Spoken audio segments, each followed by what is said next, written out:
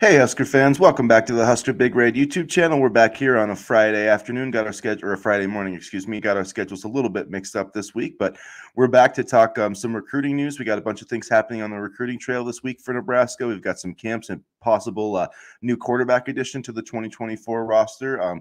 Some potential flip opportunities this weekend as the Huskers get ready for kind of their first big official visit weekend. So we're going to cover all that. Before we get into it, please make sure that you guys hit the subscribe button. Make sure that you hit the like button. Get into the comments section. Make sure you don't miss any of our future content. Check out HuskerBigRed.com as well. And Danny, how you doing this morning, man?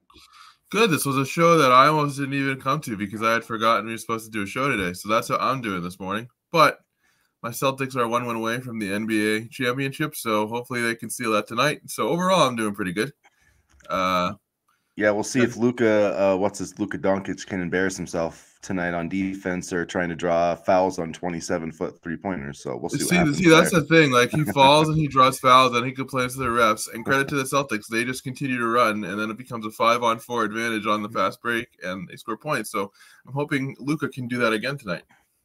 Yeah, that will be interesting to see how that works. But yeah, I feel like the Celtics are going to wrap it up, which congratulations to you if that does happen. So, but yeah, as far as Nebraska, I mean, a few different things happening, mostly, this big visit weekend. But I wanted to start out with this NAIA quarterback that, came for a postgraduate camp is what Nebraska had. I think it was on Sunday. But Jalen Gramstad is his name. He's plays at what's called at Northwestern University. It's not the Northwestern from the Big Ten, but Northwestern from the NAIA, and they were, I believe, the NAIA runner-up last year. Gramstad was the NAIA Player of the Year. I guess he's always wanted to, play for Nebraska. It's kind of been a dream of his. So he, didn't even tell his coaches and went to this graduate camp. And I think he did turn some heads. He did impress the Nebraska coaching staff. According to Sean Callahan, it's still possible that he's going to get added to this roster. There's some academic things that need to get worked out with the NAIA type thing. But it seems like it's still a possibility. He had 3,681 yards passing last year, 35 touchdowns. One assistant coach. I don't know. I think he was played. Graham said it was like another NAIA program, but so that he's better than any of the quarterbacks Nebraska had last year, which includes Heinrich Haarberg, who is in this conversation or in the competition, with Dylan Raiola and Daniel Kaelin for the starting job. So I don't know, Danny, what do you think about the possibility? We've talked about a fourth quarterback. I don't know that it's really necessary, but what are your thoughts on the possibility of Nebraska adding another quarterback to this roster for the 2024 season? I don't know if it's really necessary, but he is talented. I mean, there's no doubt about it. And, the only thing I worry about is him taking away reps from Kaelin or Raiola. But at the same time, you always have to prepare for the possibility that Raiola is, struggles or, kind of has a rough go of things. I know we all want him to immediately come in and succeed right away, but that could not be the case. I mean, I don't foresee any situation where that wouldn't be, but that may not be the case. So, although it is kind of a puzzling addition, I understand it for quarterback depth purposes. I mean, Gramstad was, a 3-time conference player of the week. He threw for the most yards in Northwestern history for a single season last year. He was the GPAC Player of the Year, so he does have talent. And although it may not make sense, I do think it's a good Graham says a good insurance option for the room, and I think at the very least, from a numbers point, I wasn't really too confident in carrying only 2 quarterbacks based off of just, health concerns and, injury concerns. And I know Haarberg's in the conversation as well, but, I think, it's kind of an interesting addition in the sense that I don't really know where he'll fit, but I think it's good to have another quarterback in the room, if that makes sense, just for insurance purposes. And again, I think it's a case of, recruiting based off of talent rather than need. Yeah, it'll be interesting with the quarterback. I just don't like, does this guy have a chance to possibly be a starter here in Nebraska? I guess, did they see him as a guy that can start? If, I don't know. I just don't know if that's. I think they move Haarberg. I mean, I just don't know if that's going to be. I mean, I think as a Wildcat, I don't think him playing tight end is a viable option because I don't think he's definitely not better than Thomas Fidone, and I don't think he's better than any of the other guys that they have. I think that's a once in a time thing. He's better. The best thing he brings is the Wildcat quarterback thing. So I mean, I don't think that should change, and I definitely wouldn't. I just think that's a waste of time moving him to tight end. Like I that's my personal opinion because I think. Like Carter, like even if he's the 2 or 3, like Carter Nelson's better taking those reps. I just don't think that he's going to switch and play tight end and be that effective at it. I mean, he could be like maybe an H-back or whatever, but so yeah, we'll see. I don't know. I mean, I guess you can go through with 4 quarterbacks, but I guess to me in a lot of ways it just doesn't make sense because for Gramstead, like I really don't see him beating out Raiola, so I don't really understand his motivation for coming to Nebraska and being a backup. Seems like there could be other I mean, I look around the conference and I feel like there's potential, he could start at other places, so we'll see what happens there. I mean, the group of 5, it just seems like that there's other opportunities where he could play if he wanted to, as opposed to potentially coming to Nebraska and being a backup. I don't know. It seems weird to me. And it's just, I just don't like the idea of adding a 4th quarterback to the competition. I mean, I get having a 4th scholarship quarterback, I guess, I understand that, having only 3, but I don't know if he wants to come as a walk-on, I guess, but it just, to me, it just adds another, it just feels like a lot of times when you have a quarterback competition and you have 2 or 3 guys and that's, really legitimate, it's just hard to have a 4-way quarterback competition. You know what I mean? Like legitimately have one. So it's like, I just feel like somebody's going to get shorted on the reps and, maybe that will end up being Harburg, but I don't want it to be Raiola or Kalen for a guy that I really don't think is going to play outside of an emergency situation. And so I don't know.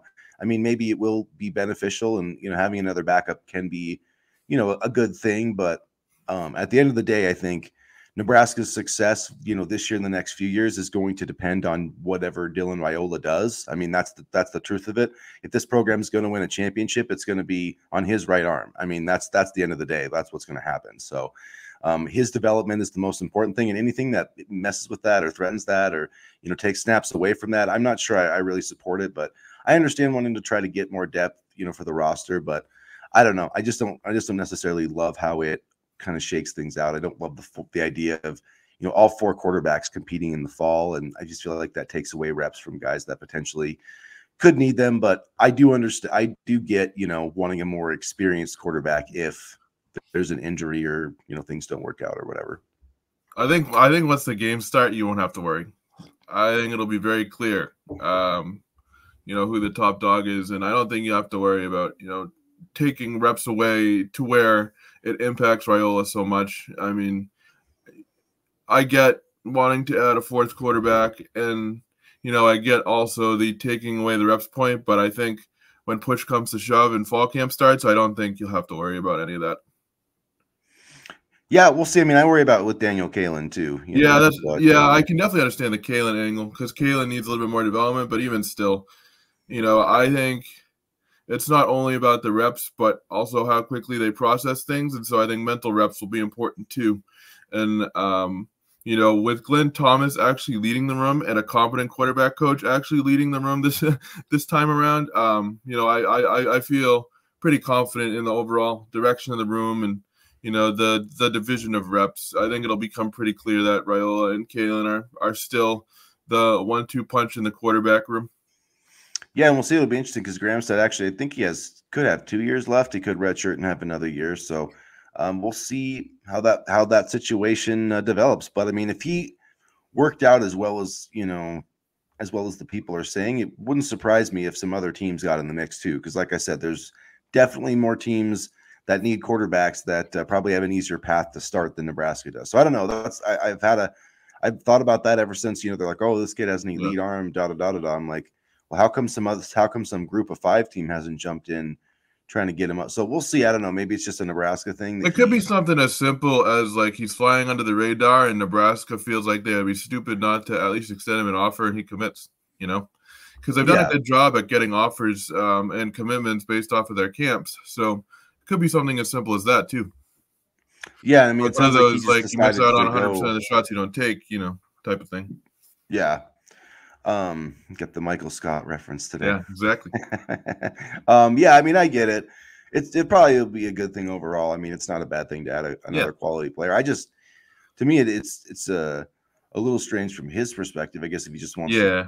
but I mean, maybe he truly believes he can beat out Dylan Raiola. Maybe he can. I don't know. I'll never say never. You never say Maybe he never. just wants to be a part of a fun program that's building, because you mentioned his multiple years of eligibility, and that could be it too. I mean, for some kids, that I've been around and I've talked to, just my own personal experiences, they just want to be a part of a fun team and they want to be a part of that camaraderie and culture. So, I mean, maybe it's one of those things where he just wants to have fun playing football at a Big Ten school, and if he gets time, that's great. If not, then maybe that's not as important to him as just being a part of what I believe is going to be something special. Yeah, I guess we'll see how Yeah. it all works out. But something to keep on the radar is with Nebraska and Jalen Gramstad. So could be finally the fourth quarterback that some Nebraska fans have definitely been wanting. They've been talking about since the spring. So we'll see if that finally comes to fruition. Now, another big story that developed, not a huge story, but I mean a pretty big news for this week that developed. Ryman Zybert canceled the in-state tight end, canceled his visit, 3-star. And he's actually the number 5 ranked, the 5th ranked player in the state of Nebraska, according to the 24/7 composite rankings. Canceled his visit to Nebraska. He canceled some other visits as well and committed to Stanford on Tuesday or Wednesday, one of those days. I don't remember which one, but still, so that takes him off the board. He was slated for an official visit for Nebraska. This could potentially be a decent, a sign that things are moving, progressing with Chase Lofton. Nebraska's going to get him, but I don't know. It's hard to say. What do you think about the cancellation of the visit, the commitment to Stanford, and a top 5 in-state recruit, coming off the board? Good for him. I mean, he has the opportunity to get a Stanford education. He has the opportunity to play football, and these kind of schools, Stanford especially, they've developed Zach Ertz, Austin Hooper, Kobe Fleener back in the day, Dalton Schultz. This is a program that kind of specializes in developing tight ends. So, as much as it stings a little bit to lose, an in-state recruit, good for him. He gets a Stanford education. He gets to play football at a school that's, good at developing tight ends. And, as I wrote at the time, I can't remember what day it was, either Tuesday or Wednesday. I think this is a good sign that Chase Lofton maybe that development may be progressing nicely. Yeah, I mean, it's definitely, you could think that, and I think it's not crazy to make that assumption, but, we'll see. I definitely think that he enjoyed his visit to Florida State. I know that he's taking a visit to Texas A&M this weekend. I think Christian Jones is also taking a visit there. Maybe, no, that's not right. He's visiting USC in Oklahoma, but still, it's going to be interesting to see how those recruitments play out. I mean, if you miss on Chase Lofton, I mean, I wouldn't be that worried about Ryman Zybert if they get Chase Lofton, but if they miss on both, I do think that that's a bad look for Nebraska to have 2 tight ends that are top 5 in the state, and to miss on both of them, I think would be a tough look for the Huskers, because that's clearly been the top of their board. They got Bear Tenney, but they've clearly wanted to get 1 or 2 of those guys to this class. So I'm not ready to say that, this was a Nebraska thing pushing him out the door, because he did cancel some of his other visits too. It's not like Nebraska was like, hey, we're getting Chase Lofton, we don't want you to come type of deal. I do think that Stanford really did a great job in this recruitment. And, but it could be related to the fact that Chase Lofton is just higher up on the board. And maybe they're like, hey, we're only taking 2 tight ends, so we're probably going to take Chase. I mean, that definitely could have been a factor, but it's just hard to say right now. I guess we'll have a better idea of that, in a few weeks. But there was a situation last year with Carter Nelson and another in-state tight end. He went to Illinois. I'm blanking on his name, but it was a very similar type of situation where he was going to visit Nebraska and then ended up not doing it and committed to Illinois. The last name, Danny. I think, yeah, maybe could be. Danny, it's going to bother me, so I'm going to look that up now. But at any rate, and that was kind of the same thing. It was, like, oh, we're missing on it, because he was like in the top. He was a top 10. I think it was maybe number 9 last year in the state ranked.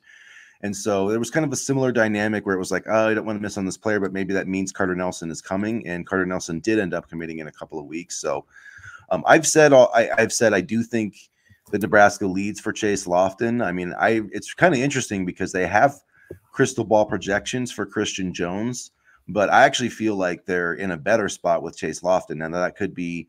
I mean, it's from the outside looking in. I mean, there's no question. I'm not saying I have like sources in the Chase Lofton camp. It's just observing. I wish we did. That'd be nice. It's just observing everything and seeing the visits and he said like Florida State's a great option, but I mean, what else is he gonna say? He just went there for a visit. He obviously thought it was a decent enough option because Florida State sucks. I hate this place. Nebraska, but Nebraska I mean, trust me, I've been on the Nebraska to Tallahassee trip one time, and it's a long trip. So you're not taking that trip unless you're serious about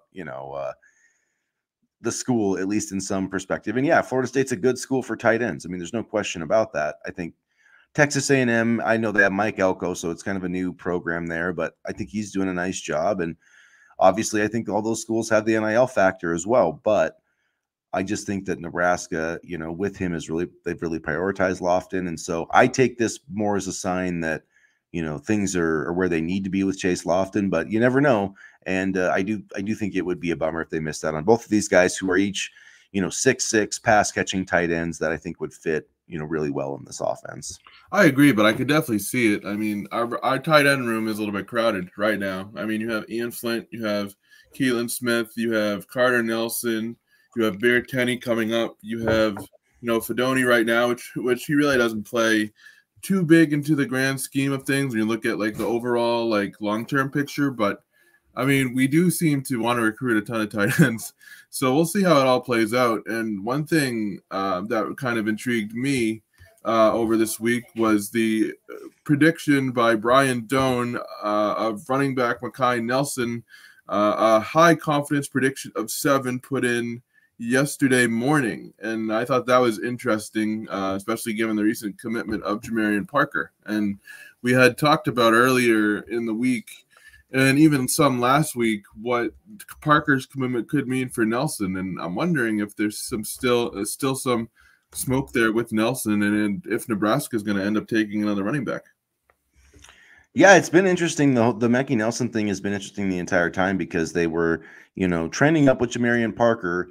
And then last weekend, he did take his official visit, despite the Parker commitment, which I thought was interesting. And that crystal ball does, not surprise me, but at least from the Nebraska, the Nebraska recruiting side of things, the kind of the team reporters it didn't seem like a third running back was really that big of a possibility. But at the same time, I mean, it's not unheard of for teams to take 3 running backs. I mean, that's not like a crazy thing. I mean, if you're going to take 3 tight ends, you could take 3 running backs, especially, I've nailed this point home quite a few times, but 2023, 1 running back, 2024, 0 running backs. That's that's kind of crazy for in modern college football. Like to me, honestly, having a class with just 1 running back is light. I mean, most classes have 2, just like generically. I mean, it's just what you kind of do. So, I mean, if you look at it from that perspective, mathematically, you had 1 in 2023, 0 2024, and 2. That's still only 4 over 3 years. So if you added another one, I mean, that to me, that kind of gets it. I mean, that's 4 over 3 years, and that's a healthier number. 3 in 1 class is still kind of interesting though, because you're kind of adding up those numbers in 1 year. But I think that makes it more challenging from a recruiting perspective, like trying to get 3 guys in 1 class. But if they've got it sold with Mekhi Nelson, and Connor Booth is a guy that could potentially play some fullback. I know that I basically said like, they're not going to recruit like a fullback, but they are still going to have that position. I just don't think they're going to be like, oh, we got to get out here and recruit a fullback. They'll get a tight end, somebody else, a running back that can maybe play that position. I mean, I do think that Heinrich Haarberg could be a great H-back, like for sure, because that guy can definitely drive his helmet into your chest, and that's what he likes to do, even as a runner. I mean, he did not avoid contact. He sought out contact as the quarterback running the football. So at any rate, I do think that for the running back position, it wouldn't be crazy for them to take 3 there. But yeah, I found that kind of interesting. We'll see if that leads to a commitment or not. Then one other kind of group of things I wanted to touch on, or if you have more, feel free, was the addition of 2 visitors in SJ Fatuli, and wide receiver Isaiah Mosey. Alta Fatuli is an interior offensive lineman. They were two visitors added to this weekend's list, which is already a pretty solid list. So I had actually forgotten a little bit about Mosey. I remember we were talking about some Missouri receiver earlier this week, actually, and we couldn't remember his name. As soon as I saw Mosey pop up, I was like, yep, that's the guy. So what are your thoughts on these two new additions to the visitor list? Both official, by the way. Yeah, I do think that Isaiah Mosey was an interesting one that popped up since he's is an Oregon commitment right now. So that was Nebraska, I thought, did make some solid headway with him earlier in his recruitment than Oregon kind of took it over. Corey Sims canceled his visit this week, so they're kind of switching that over to Isaiah Mosey. And then another interesting point in the receiver recruitment, Raheem Hutchins, which I know you wrote about, but he canceled one of his top 3 visits. So yep. I really feel like at wide receiver, it's they're trying to take their shot with Mosey.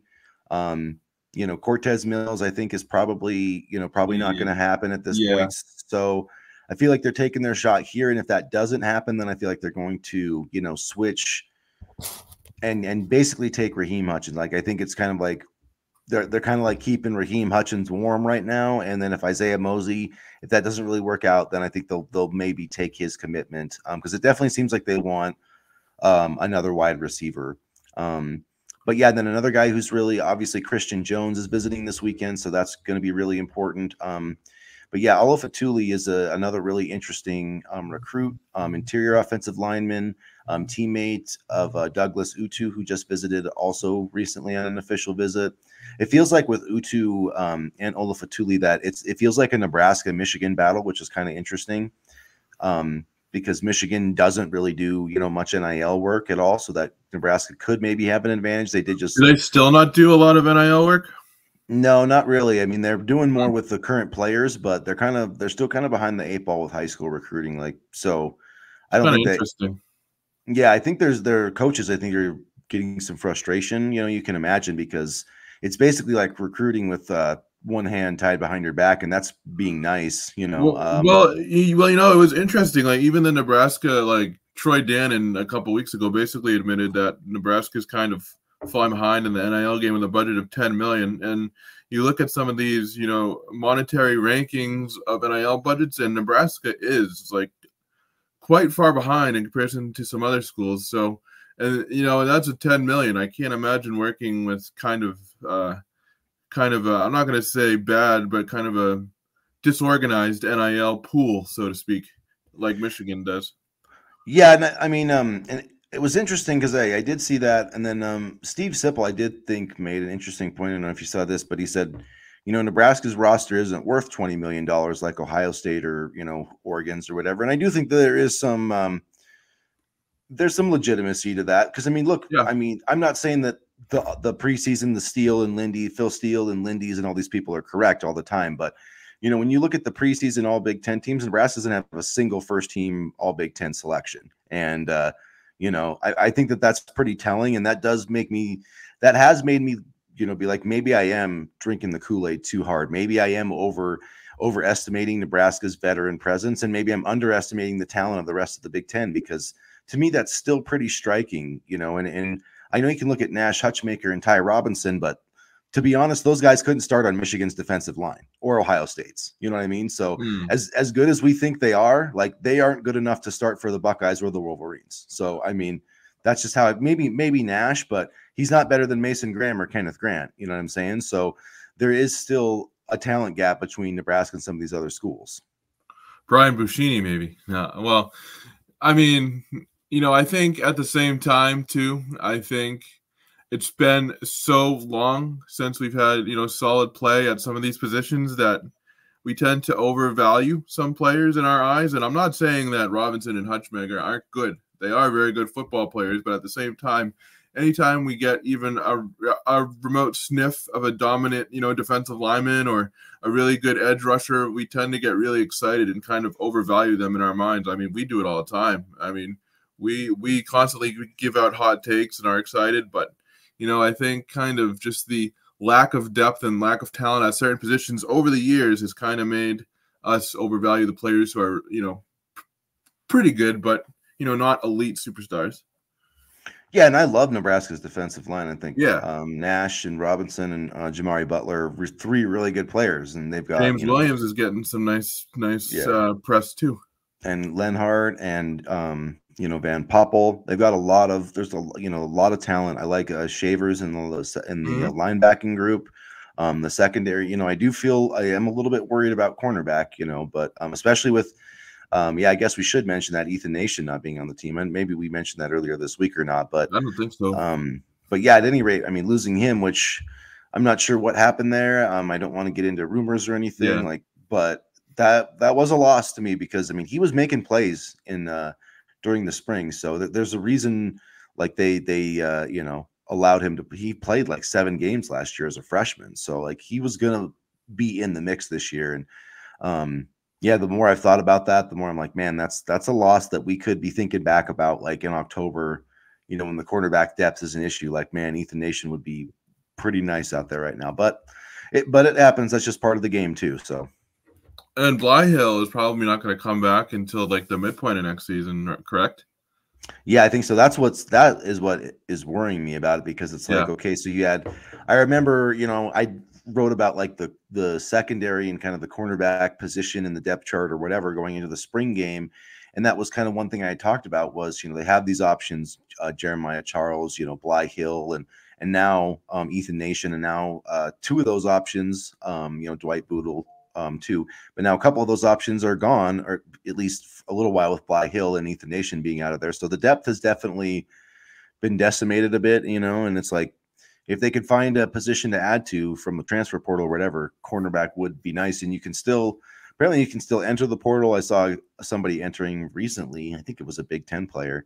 But yeah, it's crazy that, and the Nebraska roster is crazy. It's like there is no roster limit at Nebraska, it seems like, but I don't know if that's going to change. But as far as what about a guy like Mario Buford?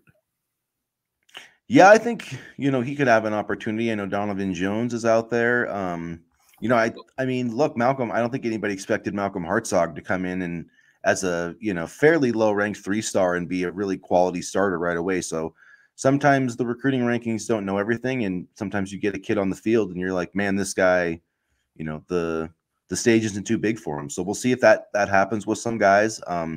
I still think Caleb Benning could be in the mix, maybe more at safety, but I don't know how that could help, maybe free up some other guys. But as far as, this visit weekend, a couple of other names that I thought were important to mention. Malcolm Simpson, defensive lineman, 6'3", 255 is number 293 overall. He's visiting Nebraska, has 82% chance, according to the On3 prediction machine, of getting his commitment. The On3 prediction machine has them as the leader of the Huskers for Ola Fatuli and for Christian Jones. Brian Tapu, I think, is his name, an offensive tackle that's visiting this weekend, 6'8", 300 out of Utah. Iowa State is in the mix there. Sean Hammerbeck is another offensive tackle that's visiting out of South Dakota. So I think those guys are kind of interesting to watch as the tackle board is kind of thinned out for Nebraska, with Broderick Scholl committing to Auburn. I think they're still kind of in the periphery for David Sanders. I'd still say Nebraska's in the top 5 or 6, but I don't know that they're going to be able to get themselves to number 1. So I think they're going to have to look at elsewhere for their offensive tackle. I mean, Douglas Utu could be an offensive tackle if they land him. I mean, he's 6'5", 300 pounds, but he also could be an amazing guard too. So either way, but that's kind of how the board's shaking out. So I like both of those other offensive tackles too, and I'll be interested to see if Nebraska is able to kind of make some movement there with Ola Fatuli, and if they're able to kind of establish themselves as the favorites this weekend. I don't know if there's going to be any commitments, although it's hard to predict those. Sometimes the visits go really well. But what are your thoughts? Do you think we'll see any commitments like Sunday or Monday, or will it be a little deeper into June? I'm thinking not today, not like this weekend, but I'm thinking maybe around like the 24th, 25th. I'm thinking maybe right before, the 4th of July, because you remember, and granted the cookout days were different last year, but there was a big influx of commitments towards the end of the month. But it's also a little bit different this year. I feel like the 2025 class is a little bit more put together than the 2024 class was at this time last year.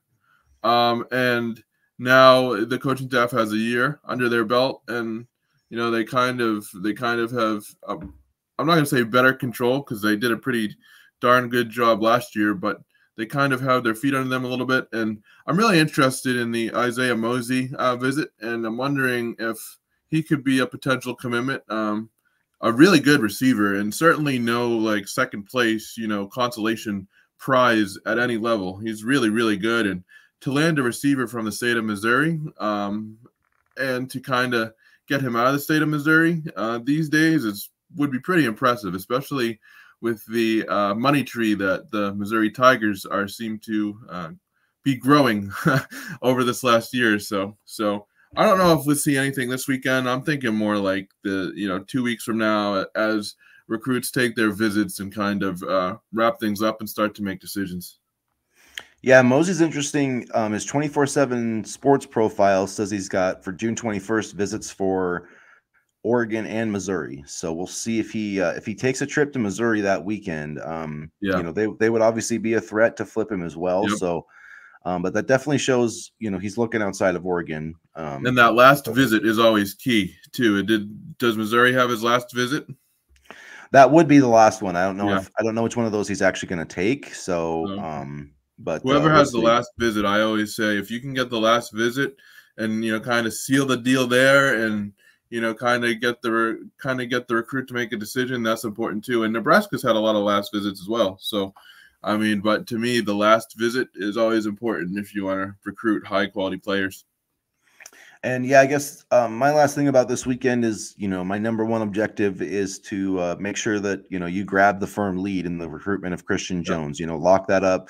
He's a really talented linebacker, the number one player in the state. Would hate to see him go elsewhere. So that's kind of the big objective. But then, Olafetuli and Mosey, if you can make headway there, I think that would be really important. And then that kind of leads into another really big visit weekend on June 21st. And then you're just trying to, take all that momentum and turn it into commitments in the early part of July. And then for the most part, hopefully by, August, you've got most of this recruiting class, committed, and you're focusing on trying to get this program back to a bowl game this fall, which would be spectacular. It's been forever. So it's so nice to have recruiting classes kind of wrapped up by the time the season starts. That was never the case under the Scott Frost regime. And not to, go on a tangent about that, but it's just nice to have recruiting classes kind of already solid in by the time the season starts. And now the trick is keeping them, because as you recruit these higher players, more teams are going to come calling. And,